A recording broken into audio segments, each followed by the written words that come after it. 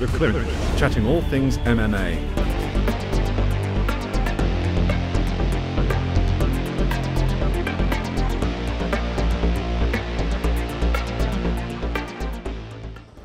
It's typical of Leon Mynhardt to take a fight on 1 week's notice. There's a reason he's a fan favourite, and that's because he loves to fight. Drick has told me on the Clinch that you can take away all the sponsors, the money, the media, the fans, and Leon would still be just as keen to throw down. Some would say that it was quite a risk taking a fight on 1 week's notice against a man who took his belt so overwhelmingly just 4 months ago, but I don't think Mynhardt thinks like that. He's just ultimately one of the greatest competitors we've ever seen in the EFC.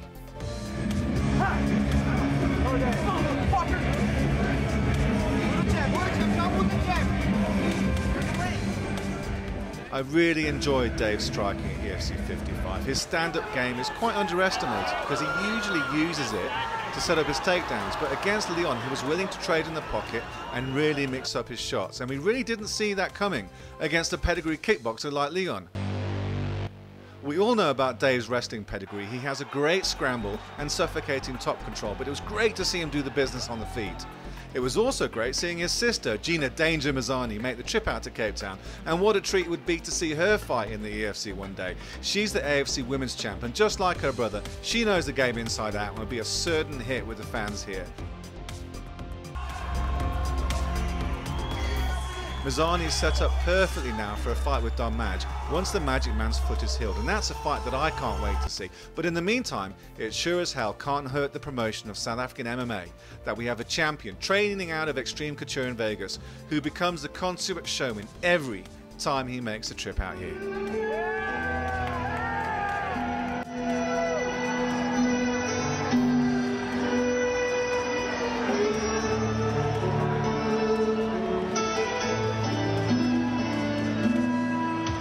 Well, I'm here with Dave Pain Train Mazany after a successful title defense here at EFC 55. Dave, what does it mean to you to take that belt back to Nevada? How was the fight for you?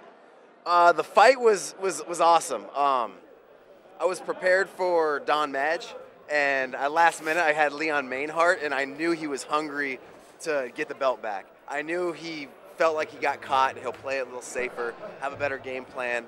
And I knew it was going to be a tougher fight than the last one. So to beat him again, and I knew he was in shape. I looked at him and across the cage, like, okay, that guy's got abs popping. They weren't lying about him being in shape. This is going to be a war, and it was. I had to overcome a lot of obstacles with him. He's tough. Like when he grabbed that single leg, he ran it across the cage, kept transitioning, didn't quit. That's why they call him the Iron Lion. So it meant a lot to defend the title against a legit opponent in a legit fight. It wasn't a fluke, it was a real fight, and it was awesome.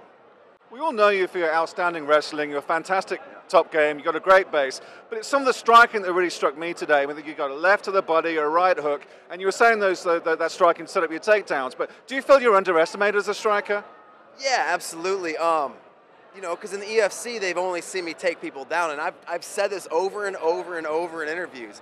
I'm going to take advantage of where I see a hole in their game, right? And so if there's areas to strike, I'm going to strike. But if you're giving me a takedown and I can finish the fight there, I'm going to finish the fight there if that's where you're uncomfortable. I had to mix it up against Leon because he knew I was going to take him down because that's what I did last time. And so, like for example, I knew he was going to hit a Kimura, so I was really defending against that Kimura. I worked on that after our last fight. Just like a lot of things in my head, I grabbed my own shorts, which is legal. You can grab your own shorts. I grabbed my own shorts a lot more. I chilled in that position, just let him burn himself out.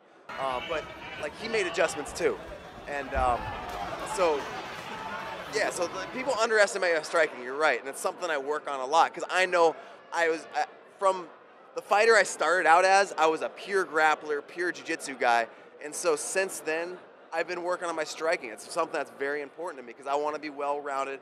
I want to, you know, if somebody's sprawling on me and preventing the takedown, I want to threaten them. You know, I don't want to, like, give them an option to beat me. So, yeah, I think it's underestimated.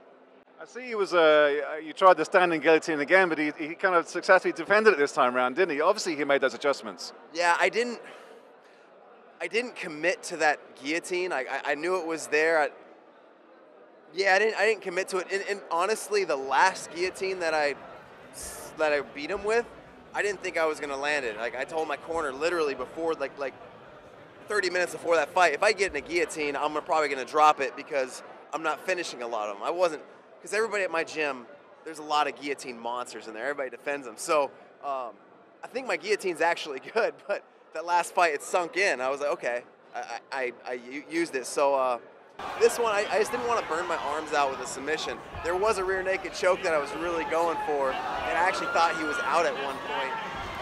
He wasn't moving. And I remember in his interview, hey, if I get choked, I'm going to pass out. And so I even said to the ref, he's out, ref.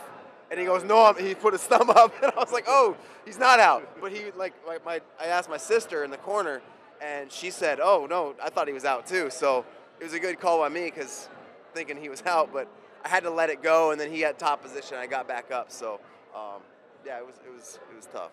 Sometimes we often talk about how the late change of opponent completely throws your fight prep out. But Don Madge and Leon Mynhardt are very rangy strikers. They're good kickboxers. So did it really change that much of your fight prep? There's a few things with Madge that I was getting ready for. I know Madge likes to switch his stance a lot more, and then you know, Leon Mynhardt is strictly an orthodox fighter, but Madge will go southpaw orthodox. He'll change back and forth. He might do some, like, I don't know, little fancier things with more range. So they're different fighters. I think they'd feel a lot different on the ground. Leon's more of like he was hitting that whizzer hard and standing up with it. I felt a lot of strength in his wrestling. I'd imagine Madge on the ground would be a little more slick and not as much power as Mynhardt. But as I said before, man, I train with different body types all the time. You know, before I got signed with the EFC, I would be taking fights on 2 or 3 weeks' notice because, you know, like the fights are hard to come by in Vegas. You wouldn't think that in the fight capital of the world, but unless it's the UFC, I'm fighting wherever I can or whatever. Like just like, for example, EFC 5, I 10-day notice to get that one, and I had to take advantage of opportunities. So I'm never preparing for an opponent. I never prepare for an opponent because usually the thing I have is I have like a week or 2 to get ready for somebody, and then I'm fighting. So I just keep my game well-rounded, and I try to adjust, you know. You had your sister, Gina Danger Mazany, in the corner. Who needs Dennis Davis, right?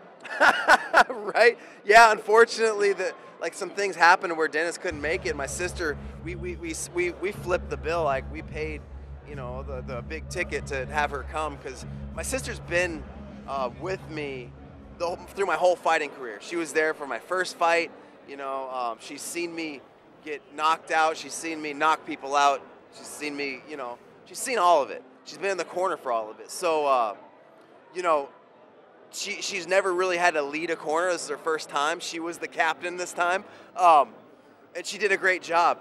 And the fact, you know, that there's somebody that I care about and she cares about me in the corner was awesome. And, you know, it's one of those things. Blood is thicker than water, man.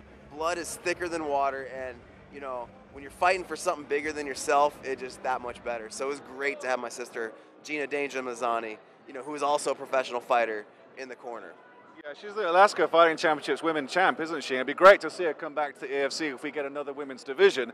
Coming back to Cape Town, fighting Don Madge, I mean, what is it like fighting here, coming to South Africa for you as an American?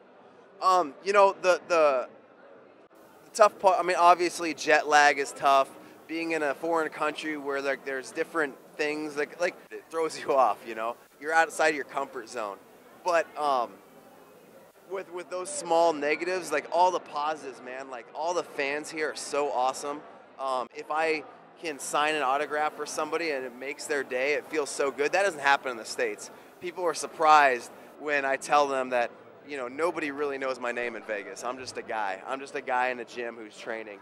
And here I get to be put on a stage where, you know, I get to inspire people through the sport of MMA, which is awesome. And I love how people are enjoying my performances because there's so many times where I've had fights just like that one, to that caliber, a big war, you know, with somebody to the caliber of Leon Mynhardt, and nobody watched that fight. It was like a local crowd, and it was forgotten about. But here, man, people can watch it, and like things I've done, you know, is recorded and spread worldwide, and like it's nice for my performance not to be wasted.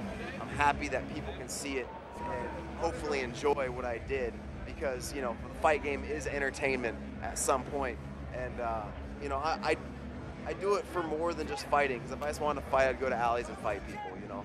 I think sport is something that inspired me as a person, and inspiring kids and people and showing them that anything's possible. You can do anything as long as you put your mind to it and work hard. That's why I always wanted to be a professional athlete. I wanted to be a hockey player at first, but for some reason fighting people is what I was good at. So here I am fighting people for, you know, that. Dave Mazany, it's great to see you back in South Africa. Congratulations on title defense. We can't wait to see you fight back here in South Africa in EFC again. Thank you very much, and it's good to be here. Appreciate it. The Clinch, chatting all things MMA.